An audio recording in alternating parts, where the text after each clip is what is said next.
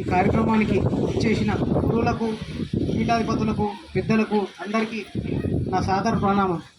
భక్తులందరికీ నా ఆశీస్సు. ఇప్పుడే దత్తగురువు గారు మాట్లాడారు దేని గురించి, మన హిందుత్వం గురించి. ఆ విషయంలోనే నేను ఒక మాట కంటిన్యూ చేస్తాను. ఐక్యత మనకు కావాల్సింది. ఇప్పుడు ముఖ్యంగా మన హిందువుల్లో కావాల్సింది ఐక్యత. ఇప్పుడు పాకిస్తాన్ తీసుకుంటున్నాం, బంగ్లాదేశ్ తీసుకుంటున్నాం, తప్పుగా అర్థం చేసుకోమాకండి. మన భారతదేశంలో ఒక 15 సంవత్సరాల క్రితం మన హిందూ మతం ఒక పర్సంటేజ్ ఎంత, 84%. కానీ ఈరోజు 74%, 10% తగ్గింది. అదే పాకిస్తాన్లో తీసుకుంటే 22%, కానీ ఇప్పుడు 1%. బంగ్లాదేశ్లో హిందువుల శాతం 26, కానీ ఈరోజు 9%. ఎందుకు తగ్గుతుంది? ఐక్యత లేదు. మన హిందువుల్లో ఐక్యత లేదు. మనకు కావాల్సిన ఐక్యత. ఒక ముస్లిం ఉంటాడు, తన ఎదుటి వాళ్ళని పలకరించాలంటే ఏమంటాడు? సలాం అలైకుం అంటాడు. ఒక క్రిస్టియన్ ఉంటాడు, వాడు పలకరియాలంటే ఏమంటాడు? ప్రైజ్ ది లార్డ్ అంటాడు. కానీ మనం ఏమంటాము? హాయ్, హలో, బాగున్నారా? అది కాదు కావాల్సింది. మనం అనాల్సింది జై శ్రీరామ్, జై శ్రీరామ్, జై శ్రీరామ్. ఈరోజు నేను ఇక్కడ ఈ మాట చెప్పడానికి కారణం, మనకు ఇప్పుడు నవరాత్రి నడుస్తుంది. వారాహి మాత నవరాత్రి. వారాహి అంటే ఎవరు? ఆ మాత జగన్మాత, ముగ్గురమ్మల మూలపుటమ్మ, లలితాదేవి యొక్క దండనాయకి, సేనాధిపతి. ఆమెను మించిన శక్తి లేదు. సాక్షాత్తు శ్రీ మహావిష్ణువు వారాహి అవతారం తీసుకున్నప్పుడు ఈమె దగ్గర సలహాతోటి ఆయన లోపల పరకాయ ప్రవేశం చేస్తే ఆయన వరావతారం ఎత్తాడు. అలాంటి అమ్మ యొక్క నవరాత్రులు ఇంతకంటే మంచి సమయం మనకు లేదు. ఇంతమంది గురువులు మన ఎదుగుతూ ఉన్నారు. ఇంతకంటే మంచి టైం మనకు రాదు. ఈ రోజు నుంచే, ఇక్కడి నుంచే పునాది చేద్దాం. ఏం చేద్దాం చెప్తాను. అందరి దగ్గర సెల్ ఫోన్లు ఉన్నాయి. ప్రతి మనిషికి సగటున రోజు 10 నుంచి 20 కాల్స్ వస్తాయి. కాల్ ఎత్తి ఏమంటాం మనము? ఏమంటాము? అనము. ఇప్పుడు అంటున్నారు మీరు, కానీ ఎవరు అనరు. ఏమంటారు? హెల్లో అంటారు. ఏమంటారు? హెల్లో. హెల్ అంటే ఏంటి? ఇంగ్లీష్లో హెల్ అంటే నరకం, హెవెన్ అంటే స్వర్గం.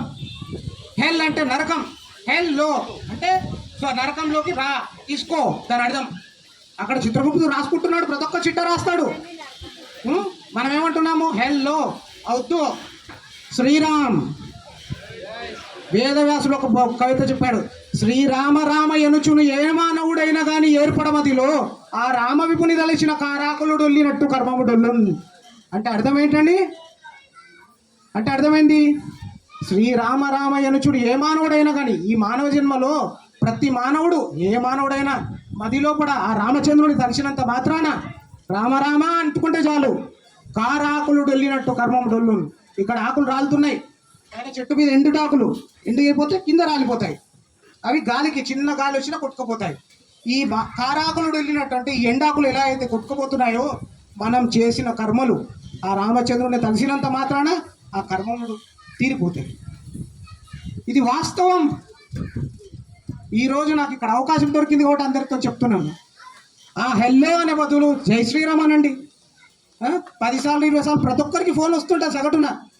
ఆ రోజు 20 సార్లు రామనామం పలుకుతున్నాం అంటే ఎంత పుణ్యం మనకు.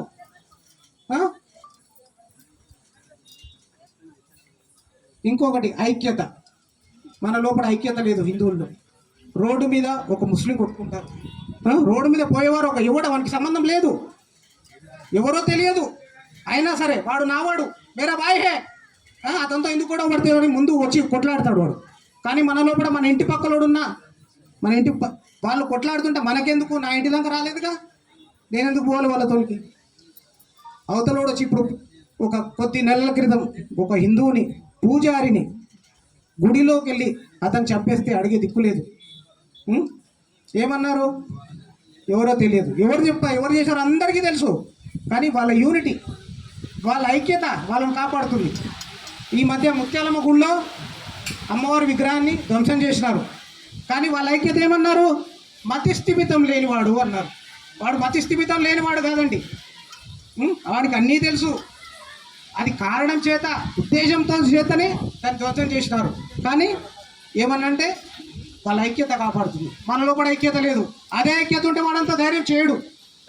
ఒక నెల రోజులు 2 నెలల క్రితం ఒక ఫాస్టర్ యాక్సిడెంట్లో చనిపోయాడు. పగడాల ప్రవీణ్. అతనికి యాక్సిడెంట్ తప్ప తాగి చచ్చిపోయాడు. యాక్సిడెంట్ అయ్యి అది అందరికీ తెలుసు, వాళ్ళ మతస్థులకు కూడా తెలుసు.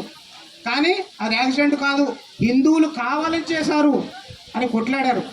పోలీసు వాళ్ళు హైదరాబాద్ నుంచి అతని ఎక్కడైతే యాక్సిడెంట్ ఉందో అక్కడి వరకు ఉన్న ప్రతి ఒక్క సీసీ కెమెరాను రిలీజ్ చేసి ముందర చూపెడితే కూడా లేదు ఇది యాక్సిడెంట్, ఇప్పటికీ దానికోసం కొట్లాడుతున్నారు.